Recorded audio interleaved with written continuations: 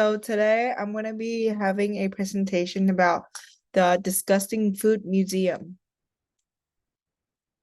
So there were a lot of um food that I find very new and interesting, but one particularly stood out to me, which was the baby mouse wine from China.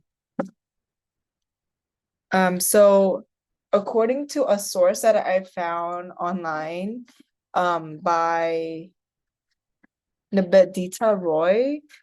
So she has said that the baby the mouse wine originates from China in the beginning, and then it kind of spreads around mainly to Korea now. It's very widespread in Korea now, and apparently all other Asian countries, some regions still drink this kind of wine, particularly in Vietnam. I believe they use this wine in more rural part of the country.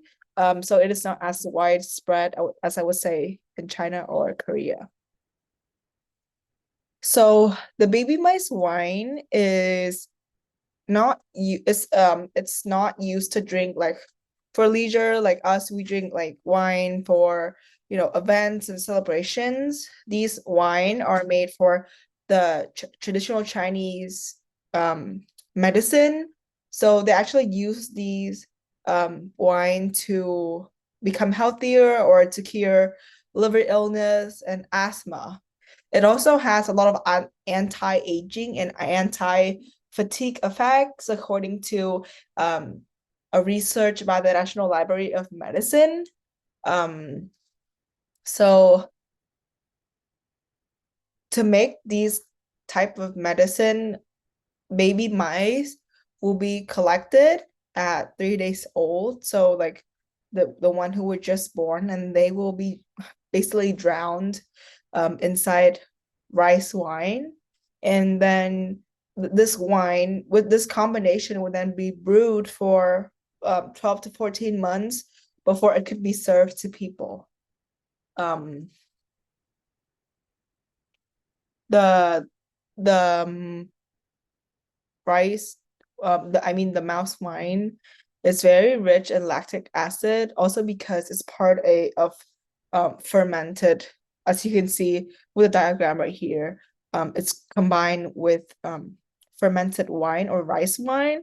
So rice will be left to ferment. So there's a lot of um, lactic acid as well as all of these other food like kimchi. Like they also have a lot of like lactic acid bacteria, which is good for your digestive system.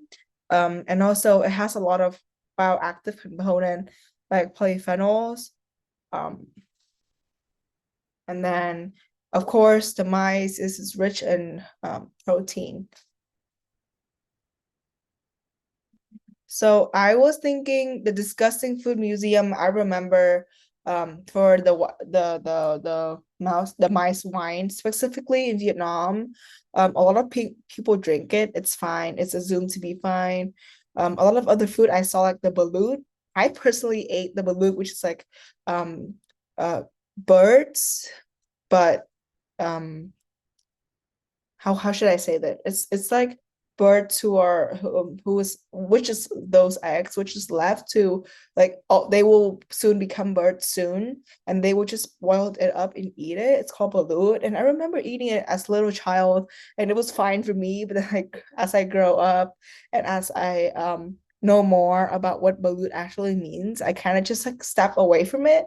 So I wouldn't say balut is disgusting because I really enjoyed it when I was little. So if I get to change the museum, I will change to the Spooky Food Museum. So it makes you feel very scared and afraid when you first heard of it or seen it or know how it's made, but it's not disgusting. It can be enjoyed by anyone in other parts of the country. Like it was very interesting for me to see how root beer, very common here, but is seen as disgusting, or the taste is not acquired for other culture. So I think Spooky Food Museum is probably a more suitable name for this museum. So one thing I learned about this whole watching these two videos and reading more about these food, I kind of just think how, oh, as I look at a hamburger or steak and chicken, and I'll just always be like, oh, this is so yummy.